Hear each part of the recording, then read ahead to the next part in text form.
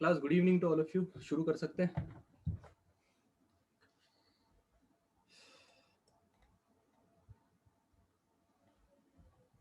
Good evening to all of you. Can we start?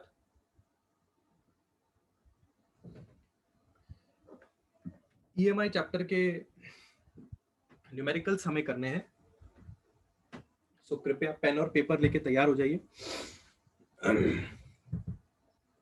17th numerical हम देखने जा रहे हैं। सबसे पहले 17वां न्यूमेरिकल करने जा रहे हैं। 17th न्यूमेरिकल में आपसे वो कह रहा है कि a uniform magnetic field pointing upwards fills a circular region of radius s in a horizontal plane. If b is changing with time, find the induced electric field या find the induced EMF. induced electric field का मतलब यहां पे उससे कहने का मतलब है हमें induced EMF पता करना। जरा मैं आपको क्वेश्चन समझा दूं। सपोज कीजिए ये एक सर्कुलर रिंग है जिसका जो रेडियस है क्वेश्चन के हिसाब से वो एस है, और इस सर्कुलर रेडियस वाली रिंग से एक मैग्नेटिक फील्ड है जो इस तरह से बाहर आ रही है। ठीक है, क्वेश्चन के मुताबिक ये जो मैग्नेटिक फील्ड यहां से बाहर आ रही है, ये मैग्नेटिक फील्ड को टाइम के हिसाब से बदला जा रहा है।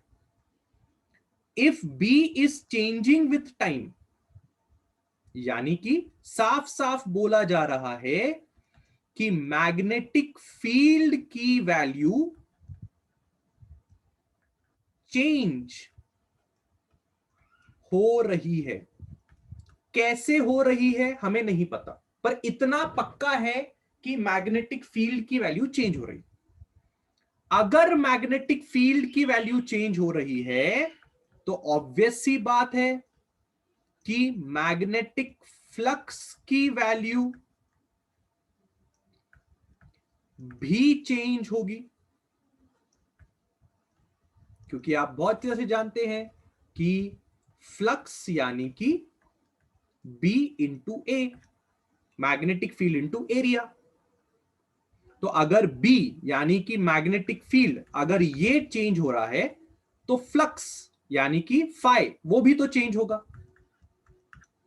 और अगर फ्लक्स की वैल्यू चेंज हो रही है तो लेंसेज और फराडे के हिसाब से ईएमएफ इंड्यूस होगा, यानी कि ई पैदा होगा। हमें वही बताना है कि उस ईएमएफ की वैल्यू कितनी होगी। कितने लोगों को क्वेश्चन समझ में आया? Question clear? Any doubts in the question? फटाफट फटाफट, क्या क्वेश्चन में किसी को कोई तकलीफ? Is the question all right? पक्का रिप्लाई आना चाहिए, सब लोगों का रिप्लाई आना चाहिए। अपवर्ड मतलब अपवर्ड होता है, प्लेन के बाहर आ रहा है। पॉइंटिंग अपवर्ड्स डॉट डॉट से बताते हैं, बराबर? याद आया? क्रॉस क्रॉस करेंगे तो क्या समझाया था? क्रॉस क्रॉस का मतलब क्या समझाया था? प्लेन के अंदर जा रहा है। आई होप सब लोगों को याद आ रहा होगा, बराबर? ठीक है, चलिए अब अगर थोड़ा भी दिमाग लगाया जाए तो आप क्वेश्चन को इजीली सॉल्व कर सकते हो। हमें लेंसेज लॉ से क्या पता चला? लेंसेज लॉ से हमारी क्या जानकारी है? E is equal to minus d phi by d t, बराबर? E is equal to minus d by d t. Phi के जगह पे आप लिख सकते हो B इंटू एरिया, बराबर? और अब आप क्या कर सकते हो? E बराबर माइनस एरिया को आप बाहर निकाल सकते हो और आप लिख सकते हो dB बाई dt। अब आप मुझे सवाल पूछोगे सर आपने एरिया को बाहर क्यों निकाला? क्योंकि एरिया कांस्टेंट है, कॉइल का एरिया चेंज नहीं हो रहा, मैग्नेटिक फील्ड चेंज हो रही है। और एरिया के बारे में कितना लिख सकते हैं? Pi s square d by d t. क्योंकि आप देखेंगे तो आपके सर्कुलर कॉइल का रेडियस एस है। ये मेरा फाइनल आंसर आ रहा है, जरा मैच करके देखते हैं।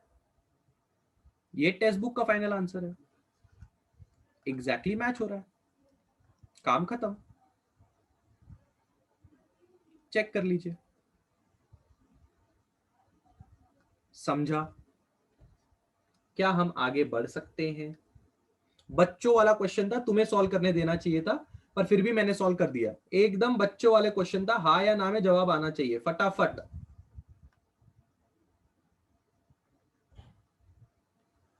Clear? Can we move forward?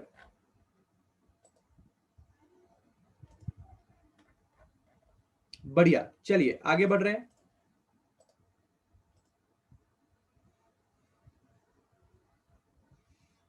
अगला क्वेश्चन हम सॉल्व करने जा रहे हैं 16वां।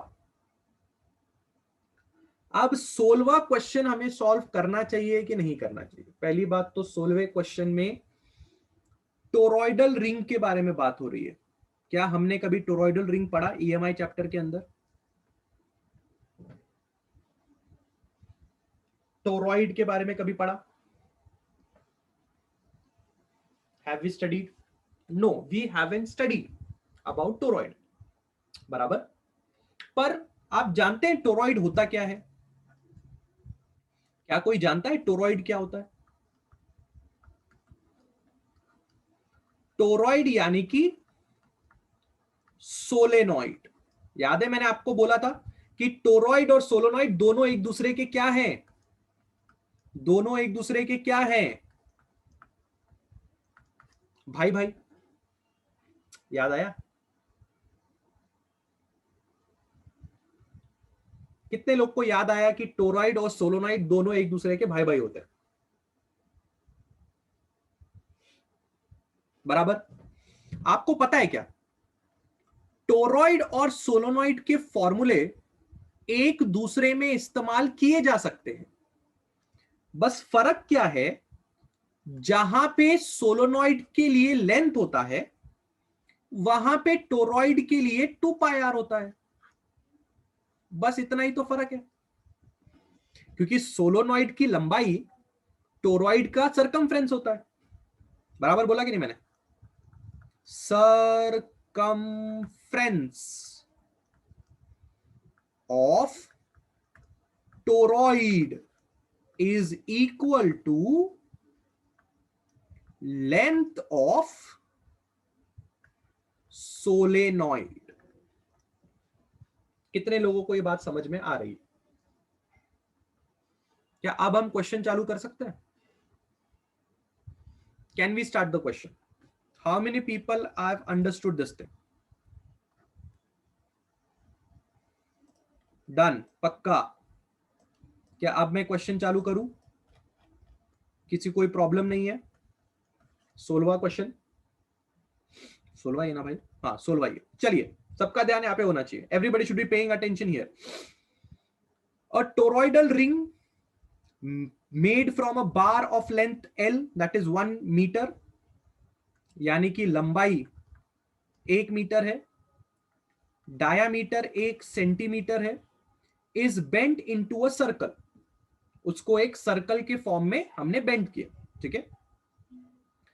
It is wound tightly with 100 turns प्रति सेंटीमीटर। छोटा एन दिया हुआ है, 100 टर्न्स पर सेंटीमीटर। छोटा एन और बड़े एन के बीच का फर्क भी आप अच्छी तरह से जानते हैं। If the permeability of the bar is equal to that of the free space mu naught, calculate the magnetic field inside the bar B when the current I circulating through the turn is 100 ampere। Current हमें कितना दिया हुआ है? 100 ampere. पहला part मैं जरा आपको अच्छी तरह से समझा दूं, उसके बाद आगे बढ़ते हैं। बराबर है। पहला पार्ट में क्या पूछ रहा है पता है? पहले पार्ट में आपसे पूछ रहा है magnetic field, FIELD, inside toroid. ये पहला सवाल आपसे पूछ रहा है। तो मैग्नेटिक फील्ड इनसाइड टोरॉइड का फॉर्मूला क्या है? Mu naught NI। अगर आपको याद आएगा तो जितनी मैग्नेटिक फील्ड का फॉर्मूला सोलोनॉइड का होता है, वही मैग्नेटिक फील्ड का फॉर्मूला टोरॉइड का भी होता है। तो किस बात की देरी, फटाफट पुट करेंगे और आंसर निकालेंगे। म्यू नॉट कितना होता है भाई? म्यू नॉट होता है 4 pi into 10 to the power -7। ये म्यू नॉट की वैल्यू होती है। इंटू एन कितना दिया हुआ है? 100 टर्न्स प्रति सेंटीमीटर। पर यार हमें सेंटीमीटर में थोड़ी बात करनी है, हमें तो मीटर में बात करनी है। तो अगर प्रति सेंटीमीटर 100 टर्न्स है तो 10 टू द पावर 4 टर्न्स प्रति मीटर होंगे। तो n की जगह पे हम बात करेंगे 10 to the power 4 into current कितना दिया हुआ है? 100। हो सकता है किसी को यह ना समझा हो कि मैंने n की जगह पे 100 क्यों नहीं लिखा, 10 टू द पावर 4 क्यों लिखा। आप समझिए, इसने 100 टर्न्स प्रति सेंटीमीटर बोले हैं, पर हमें पुट करना पड़ेगा प्रति मीटर। तो सेंटीमीटर टू मीटर जाने के लिए आप 10 टू द पावर -2 से यानी कि 100 से डिवाइड करेंगे। तो जब 100 ऊपर जाएगा तो 4 जीरो हो जाएंगे टोटल मिला के। अब बस इसको सॉल्व करना है, आपको फाइनल आंसर मिल जाएगा। यानी कि आपको करना पड़ेगा b बराबर 4 इंटू पाई की जगह पे आप लिखिए 3.142 बराबर 10 to the power 7, 10 to the power 4 और 10 टू द पावर यहां पे 2। 4 में 2 मिलाएंगे 5 6 हो जाएंगे। यहां पे आपके पास 10 टू -7 है, तो आप इसको कर लीजिए 0.4। ये 0 कैंसिल हो गए। अगर आप इसको सॉल्व करेंगे तो आपको 1.25 4 2 6 टेस्ला आपका फाइनल आंसर आएगा, जो कि एग्जैक्टली आपके टेक्स्ट बुक के साथ मैच करता है। यानी कि हमारा पहला चीज डन है, कैलकुलेट में पहला चीज डन। अब दूसरा चीज है also determine the self inductance of the coil. ये दूसरा पार्ट है, वो हम करेंगे। पर क्या हमें अभी पहला पार्ट समझ में आया? टेस्ला ऐसा यूनिट है मैग्नेटिक फील्ड का। पहला पार्ट सबको समझ में आया? Can I move forward for the second part? Second part क्या बोल रहा है? सेकेंड पार्ट आपसे कहता है, in the second part he is telling you, आप बताएं self inductance of toroid coil. यार हमें तो सेल्फ इंडक्टेंस ऑफ सोलोनॉइड आता है, हमें सेल्फ इंडक्टेंस ऑफ टोरॉइड तो पढ़ाया नहीं गया। हमको क्या आता है भाई? हम लोग जो पढ़ा है हम लोग वो लिखेंगे। हमें पढ़ाया गया है सेल्फ इंडक्टेंस ऑफ सोलेनॉइड। क्या बताया सेल्फ इंडक्टेंस ऑफ सोलोनॉइड का फॉर्मूला? क्या बताया आपको? L बराबर mu naught N square A into L। Check कर लीजिए, बराबर।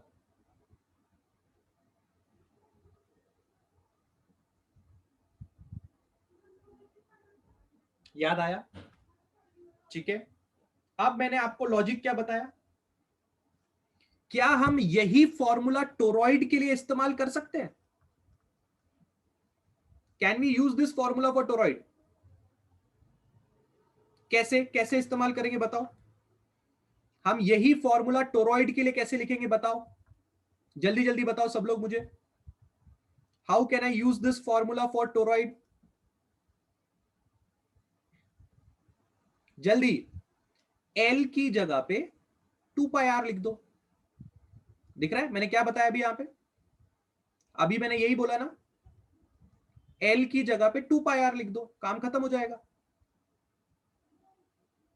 बराबर, तो हम कैसे लिखेंगे? कैपिटल एल बराबर mu naught n square area, और एल की जगह पे 2πr। तैयार है आपके सेल्फ इंडक्टेंस ऑफ सोलोनॉइड का फॉर्मूला।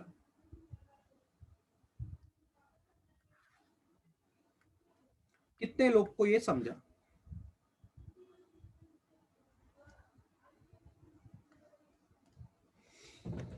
चेक कर लीजिए, एनी डाउट्स पूछ लीजिए। सोलोनॉइड का फॉर्मूला पढ़ा है, सिर्फ एल की जगह पे 2πr लिखा, सोलोनॉइड का फॉर्मूला तैयार हो गया।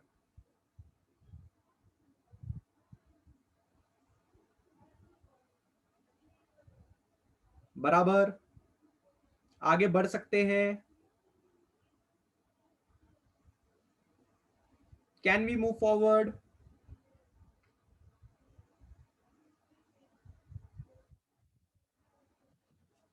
ठीक है, कैपिटल एल बराबर, विजय क्या प्रॉब्लम है? विजय यादव क्या प्रॉब्लम है? हाँ टोरॉइड है तो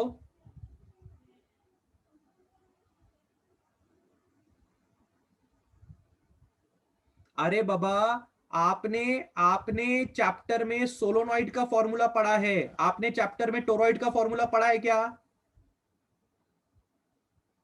have we studied toroid in your chapter? तो मैं आपको सिखा रहा हूं कि सोलोनॉइड से टोरॉइड का फॉर्मूला कैसे निकालते हैं, इसमें क्या नहीं समझा आपको? सोलोनॉइड में हमने एल लिखा था, उसकी जगह पे 2πr लिखा, टोरॉइड का फॉर्मूला बन गया। तो इसका मतलब मैं तब से क्या सिखा रहा हूं, आप तब से क्या सुन रहे हैं विजय? फिर मैं तब से इतना कुछ बता रहा हूं कि अगर हम सोलोनॉइड से टोरॉइड की तरफ जाना चाहते हैं तो हम लेंथ की जगह पे 2πr पुट करेंगे।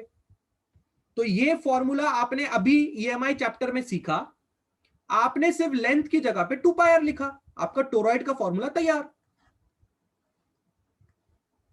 Are you getting it? पक्का? No doubts? Anybody else? बहुत ही बढ़िया class. Mu naught n square, A की जगह पे क्या लिख सकते हैं? ए की जगह पे लिखिए पाई आर स्क्वायर, फिर लिखिए 2πr बराबर है। अब जरा चेक कीजिए, अगर आप ध्यान से देखेंगे तो L बराबर म्यू नॉट आपको पता है, N आपको दिया हुआ है, रेडियस आप पता लगा सकते हैं क्योंकि आपको डायामीटर दिया हुआ है। अगर आप डायामीटर का आधा करेंगे तो आपको रेडियस मिल जाएगा, बराबर है। पर याद रखिए यहां पे पंगा क्या है। हाँ,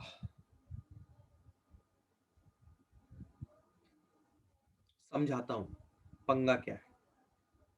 ठीक है, आप लोग को लग रहा होगा इजी है, इजी नहीं है, बहुत लफड़ा है। पहले तो इस एरिया के आर को अलग लिखो और ये 2πr अलग लिखो।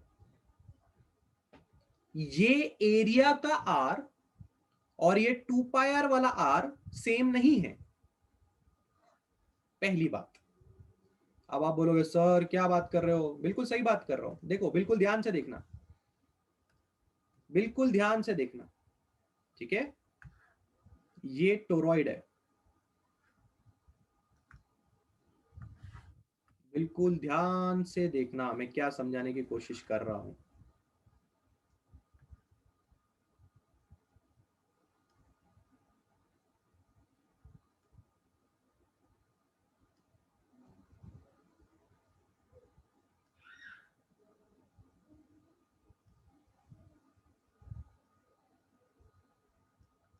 ये टोरॉइड है क्लास, ठीक है। ये क्या है? ये टोरॉइड है। इसके अंदर ये जो आप देख रहे हो ना, ये इसको बोला जाता है कैपिटल आर। क्या है कैपिटल आर?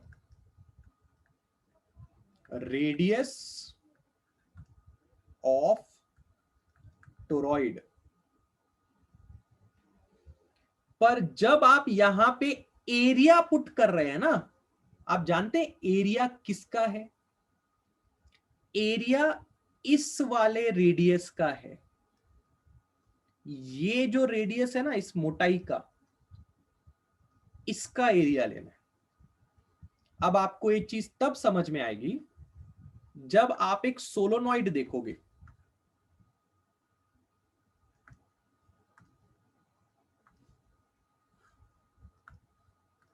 ये है सोलोनॉइड, इस तरह से, ठीक है।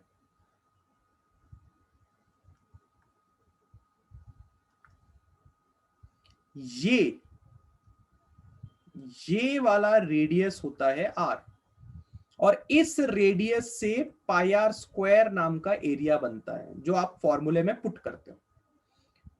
तो टोरॉइड का जो पाइप है उसका रेडियस छोटा आर है, और जो टोरॉइड का खुद का रेडियस है वो कैपिटल आर है।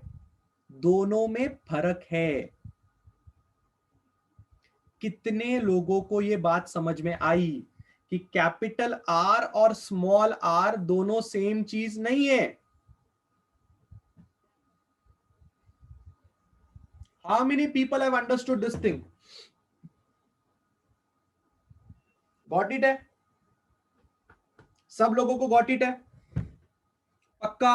अब मेरी बात बिल्कुल ध्यान से समझना। क्वेश्चन में साफ साफ बोला गया है a toroidal ring made of a bar of length 1 meter and diameter 1 centimeter। यानी कि जो बार था जिसको मोड़ के, एक आपके पास ऐसा वाला बार होगा, मैं बहुत बड़ा बना रहा हूं बार इसलिए आपको शायद फीलिंग नहीं आ रही होगी, छोटा सा बार बनाता हूं, ऐसा बार। इस बार की टोटल लंबाई L है और इस बार का डायामीटर D है। इस बार को मोड़ के, ऐसा मोड़ के आपने टोरॉइड बनाया, ऐसे। इस बार को क्या किया आपने? ऐसा मोड़ के आपने टोरॉइड बनाया। सो क्लास आप समझ रहे हैं ना, ये रेडियस कैपिटल आर है, पर यहां पे ये डायामीटर डी है, इस डायामीटर से छोटू आर आएगा। सो आई होप आपको पता होगा, ये डी आपको छोटू आर देगा, ठीक है। तो छोटू आर विल बी d/2। ये बात हरदम याद रखना। गॉट इट है?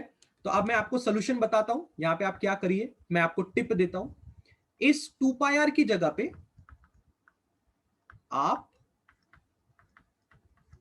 L लिख दीजिए, क्योंकि L क्वेश्चन में डायरेक्टली गिवन है और L की जगह पे ही आपने 2πr लिखा था।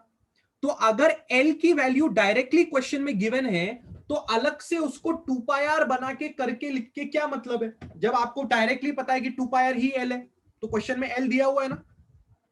तो अब आप अगर नोटिस करेंगे तो सब चीज आपके पास मौजूद है, सिर्फ आपको पुटअप करना है। जैसे कि डायामीटर कितना पड़ेगा आपको?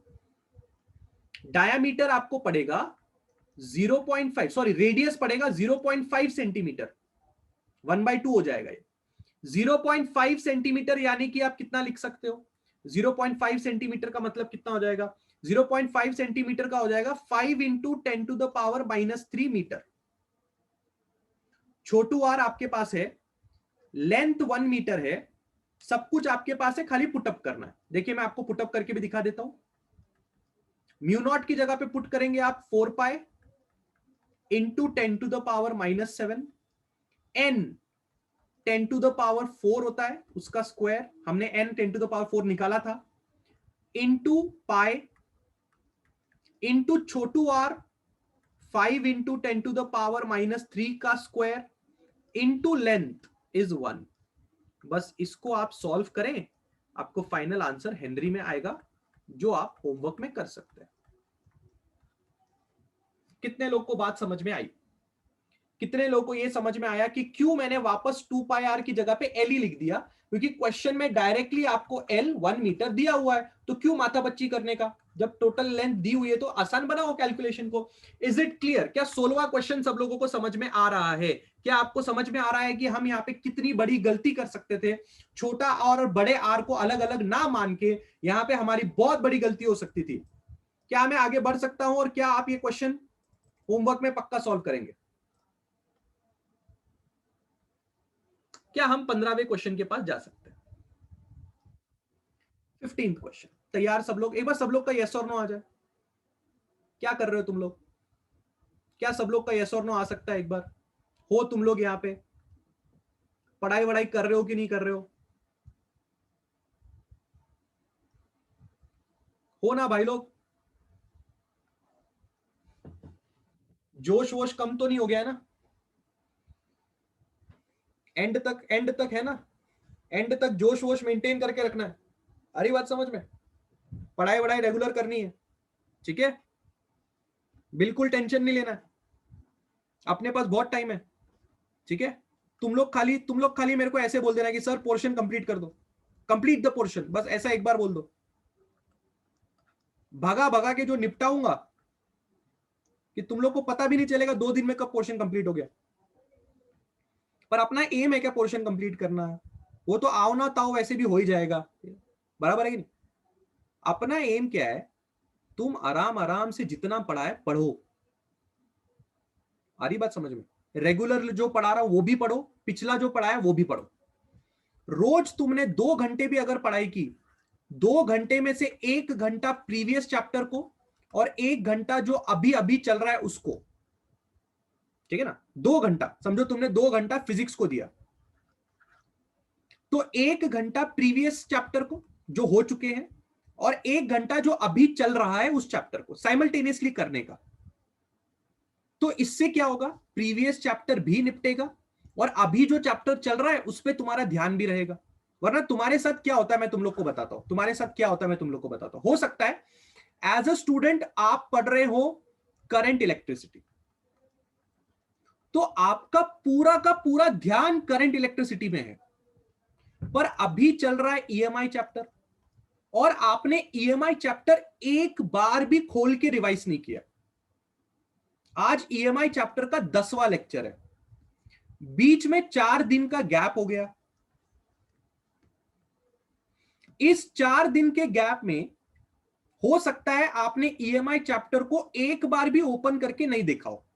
पर ऐसा नहीं बोल रहा मैं कि आपने फिजिक्स पढ़ा ही नहीं होगा, हो सकता है आप कोई और चैप्टर पढ़ रहे हो इन 4 दिन में, क्योंकि डाउट लेक्चर की बात चल रही थी, पर आपने ईएमआई चैप्टर ओपन करके ही नहीं देखा।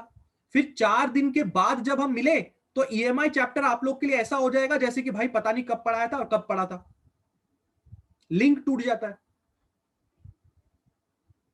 रेगुलर चैप्टर जो चल रहे हैं उनको रेगुलर में ही निपटाओ, उनको बाद में निपटाने की कोशिश मत करो, वरना तुम्हारे ऊपर जो बोझ है वो बढ़ता रहेगा, तुम्हारे ऊपर बोझ बढ़ता रहेगा।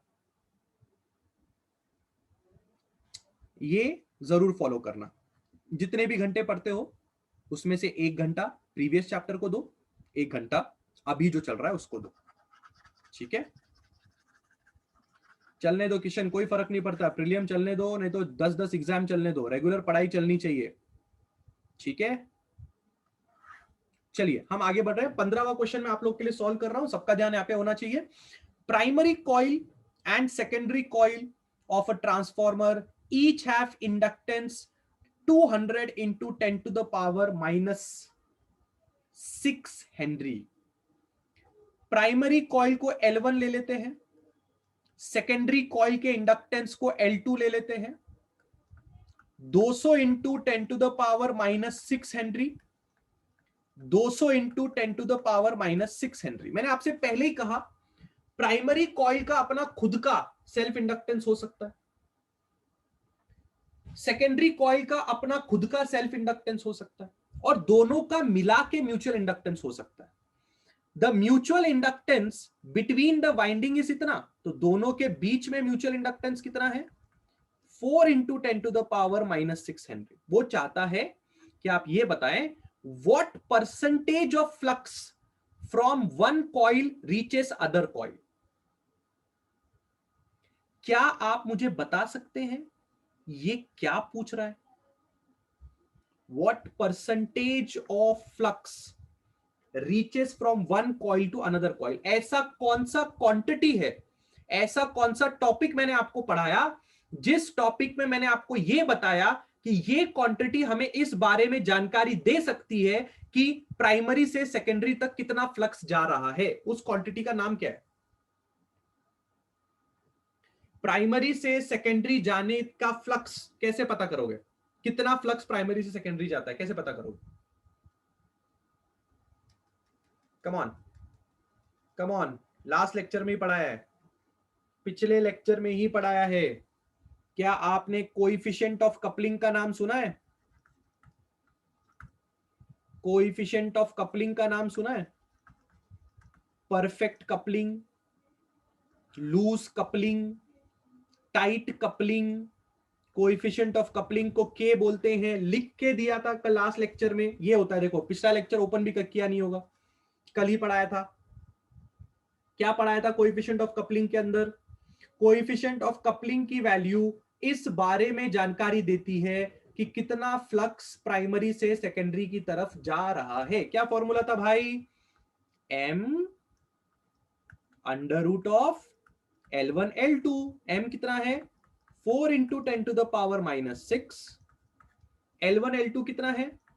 200 इंटू 10⁻⁻6 का स्क्वायर हो जाएगा। अगर आप इसको सॉल्व करेंगे तो 2 इंटू 10⁻⁻2 आएगा, यानी कि 2% आंसर आएगा। मैच हो गया, खत्म। हा या ना? सिंपल। डन डनाडन, डन डनाडन। क्लियर है? पक्का? आगे बढ़ू? चलिए नेक्स्ट क्वेश्चन कर रहे हैं। 14th क्वेश्चन एक थ्योरेटिकल क्वेश्चन है, तो हम करेंगे 13th क्वेश्चन।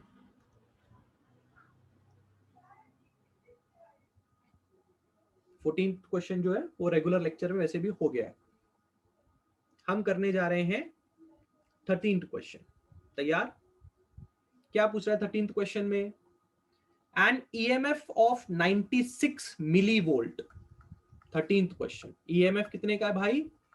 96 मिलीवोल्ट। इसको कैसे लिख सकते हैं? 96 इंटू 10⁻³ वोल्ट्स। मिली मतलब -3 होता है, ठीक है। Is induced in a winding of a coil when the current in the nearby coil is increasing at a rate of 1.2 ampere प्रति सेकेंड।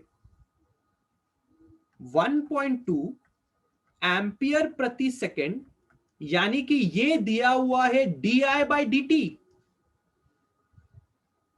मैंने यूनिट को देख के गेस किया कि क्या बताया जा रहा है। di/dt एम्पियर प्रति सेकेंड, करंट में आने वाला बदलाव। वो चाहता है कि हम बताएं म्यूचुअल इंडक्टेंस की वैल्यू कितनी है। तो म्यूचुअल इंडक्टेंस का तो हमें डायरेक्टली फॉर्मूला पता है, क्या है? E/di/dt।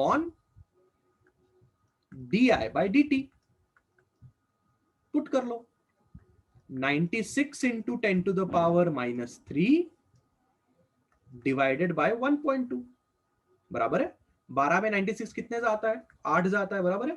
तो ये हो जाएगा 8 इंटू 10⁻² या फिर 80 मिली हेनरी।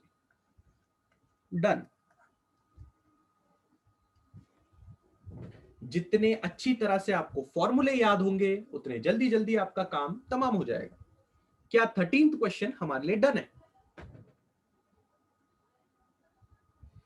चलो चलो जल्दी जल्दी जल्दी, क्या 13th क्वेश्चन हमारे लिए डन है?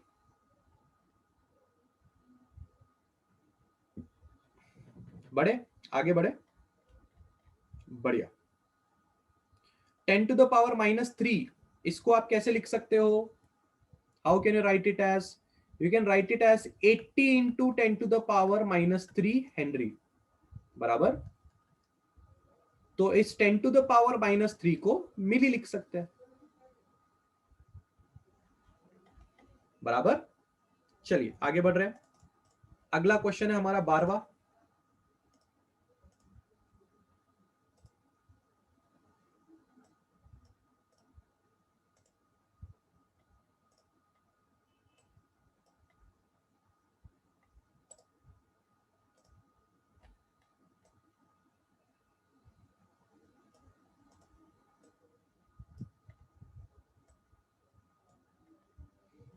यस, सो मैंने 12वां क्वेश्चन पूरा का पूरा यहाँ पे एक साथ आपके सामने पेश किया।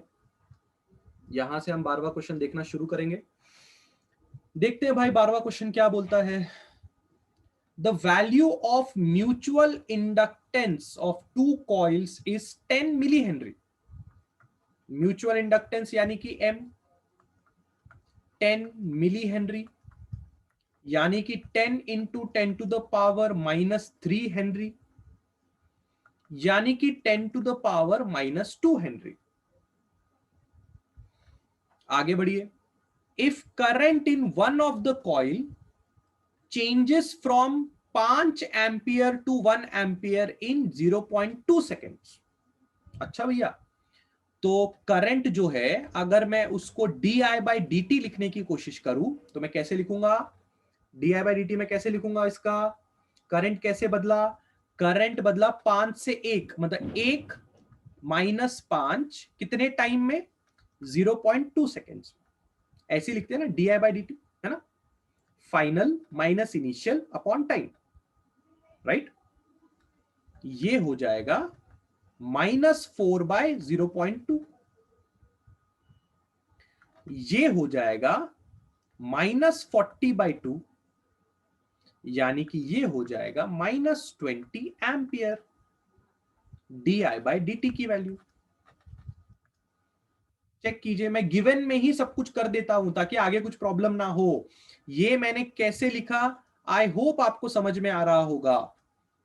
di मतलब करंट में आने वाला बदलाव, 5 से 1, तो 1 फाइनल है, 5 इनिशियल है, 1 - 5 कितने टाइम में? dt 0.2। Calculate the value of EMF induced in the other coil, ठीक है। Also calculate the value of induced charge passing through the coil if its resistance is 5 ohms। सबसे पहले तो EMF निकाल लेते हैं। EMF निकालने के लिए हमारे पास फॉर्मूला क्या है भाई? पहला पार्ट A, EMF कितना होता है? EMF होता है -m di/dt।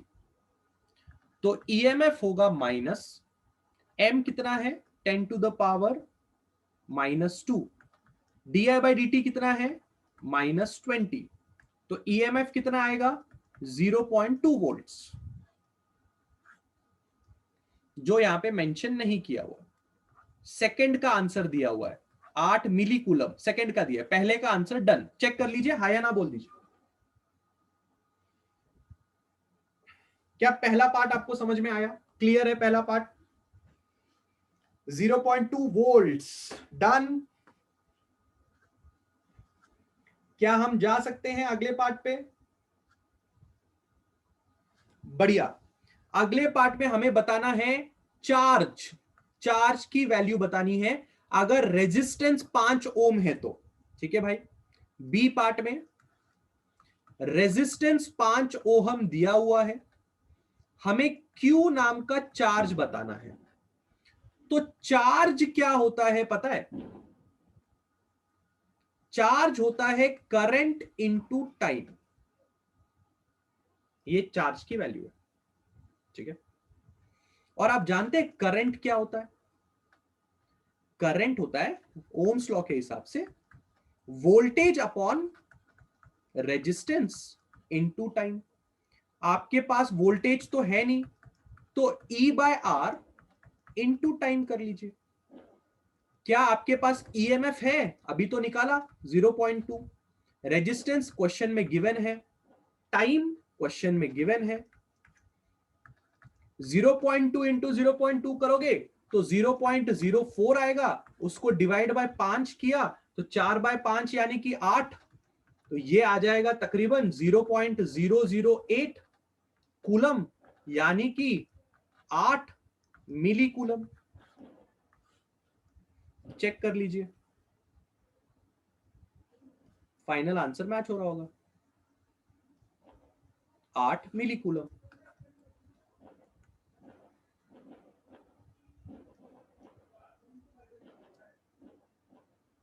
Any doubts? Please ask.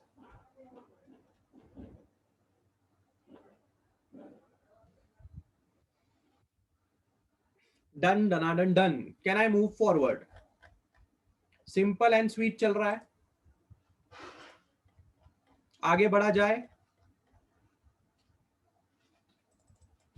बहुत ही बढ़िया। अगला हम जा रहे हैं 11वां क्वेश्चन पे, ठीक है। 11th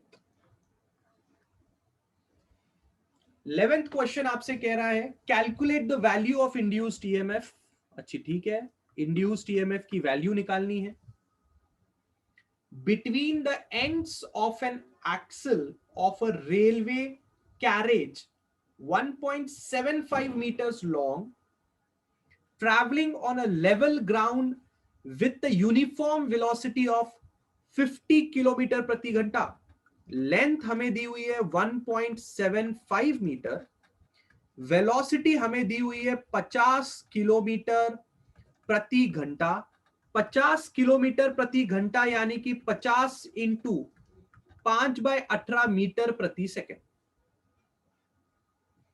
the vertical component of magnetic field is given by इतना, यानी कि मैग्नेटिक फील्ड हमें दी हुई है 5 इंटू 10⁻⁻5 टेस्ला।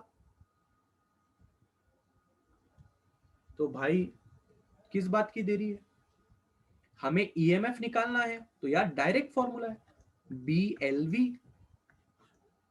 क्वेश्चन में सब दिया हुआ है, बी भी दिया हुआ है, एल भी दिया हुआ है, वी भी दिया हुआ है। मुझे तो लगता है ये होमवर्क बनना चाहिए।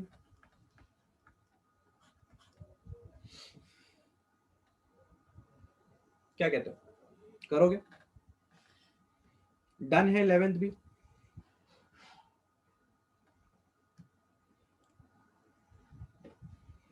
Done done done done done done done 11th done.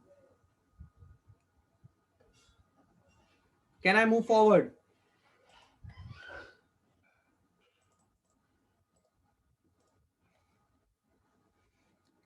Tenth one, again a theoretical question which you can try. हम कर रहे हैं 9वां question. An aircraft wingspan of 50 meters flies horizontally, यानी कि लेंथ दिया हुआ है एयरक्राफ्ट के, उसका कितना, 50 मीटर। मैग्नेटिक फील्ड दी हुई है 6 इंटू 10⁻⁻5 टेस्ला। एयरक्राफ्ट की रफ्तार है 400 मीटर प्रति सेकेंड। ईएमएफ पूछता है, सेम फॉर्मूला लगाएंगे और होमवर्क में सॉल्व करेंगे। मैं आपसे पूछना भी नहीं चाहता समझा कि नहीं समझा, समझा ही होगा, दोनों चीजें एग्जैक्टली सेम है। हम आगे बढ़ते हैं। Let's go for the 8th question. A search coil having 2000 turns, कितने टर्न्स, 2000 टर्न्स, कैपिटल N दिया हुआ है आपको 2000, with an area of 1.5 centimeter square which can be written as 1.5 into 10⁻⁻4 metre square, metre में कन्वर्ट कर दिया। Magnetic field की value दी हुई है 0.60 tesla. The coil is moved rapidly out of the magnetic field in time 0.2 seconds. Calculate the induced EMF in the search coil.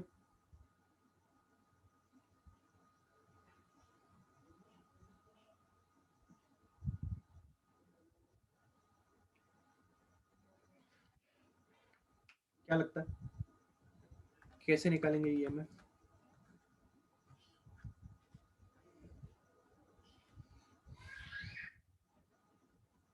Question समझ में आया? ऐसी मैग्नेटिक फील्ड है, ठीक है, और इस मैग्नेटिक फील्ड में कॉइल है ऐसा, ठीक है। इस कॉइल को मैग्नेटिक फील्ड से बाहर निकाला 0.2 सेकेंड्स में। पूछता है कितना ईएमएफ पैदा होगा। क्या फॉर्मूला है भाई ईएमएफ का? D phi by d t बराबर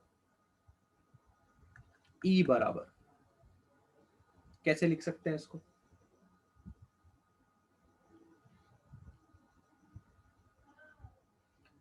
flux final minus flux initial upon time, इसी को d phi by d t बोलते हैं।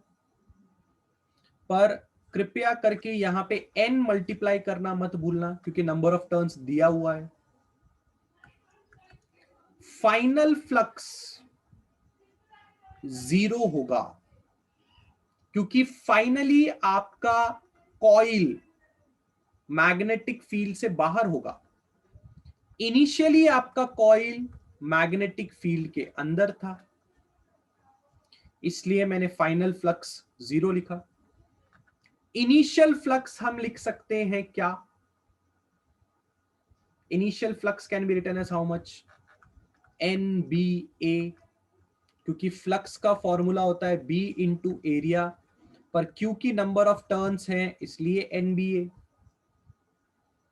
बराबर, यहां पे n लिखने की जरूरत नहीं है क्योंकि हमने यहां n का इस्तेमाल कर लिया, divided by time. Time put करिए, E बराबर 0 माइनस n कितना है भाई? 2000। मैग्नेटिक फील्ड कितनी दी हुई है? मैग्नेटिक फील्ड दी हुई है हमें 0.6, और हमें एरिया कितना दिया हुआ है? एरिया दिया हुआ था, हाँ, 1.5 into 10⁻⁴ whole divided by time कितना दिया हुआ है? 0.2। वैसे अगर आप सोचेंगे तो इस फॉर्मूले में पहले से ही बाहर एक माइनस साइन होता ही है, तो अंदर का माइनस साइन और बाहर का माइनस साइन कैंसिल हो जाएगा। तो 2000 इंटू 0.6 इंटू 1.58 अगर आप करेंगे तो आपको मिलना चाहिए 0.18 डिवाइडेड बाय 0.2, और अगर आप इसको सॉल्व करेंगे तो आपको मिलेगा 0.9 वोल्ट्स। चेक कर सकते हैं।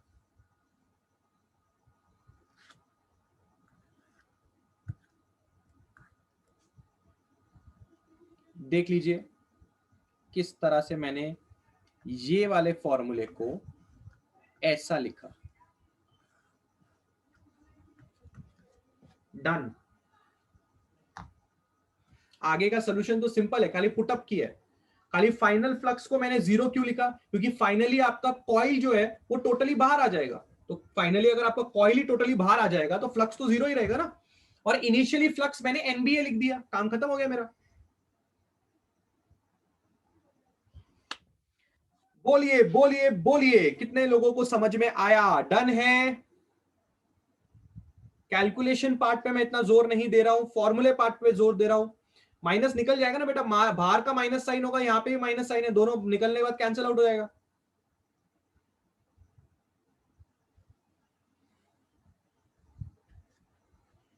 पक्का डन? बहुत ही बढ़िया। 7th क्वेश्चन भी आप लोग होमवर्क में ट्राई करेंगे। सिंपल है, सोलोनॉइड के ऊपर है, आप कर सकते हैं। इसी के साथ हमारा EMI होता है डन। न्यूमेरिकल्स काफी सिंपल है, एक बार भी बैठ के आराम से करोगे सारे फॉर्मूलेस के साथ तो भी आपका न्यूमेरिकल पार्ट हो जाएगा। नेक्स्ट लेक्चर में हम लोग एसी स्टार्ट करेंगे, another a very very important chapter.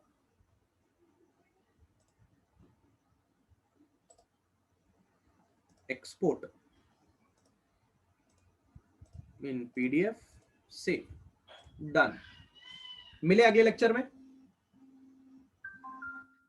मिले अगले लेक्चर में। क्या हमें अगले लेक्चर में मिलना चाहिए विद एसी चैप्टर? आएंगे आएंगे, यूट्यूब पे वीडियोस आएंगे, संडे के बाद से वापस वीडियोस चालू हो जाएंगे यूट्यूब पे। ठीक है, चलो बाय, मिलते हैं नेक्स्ट लेक्चर में विद एसी।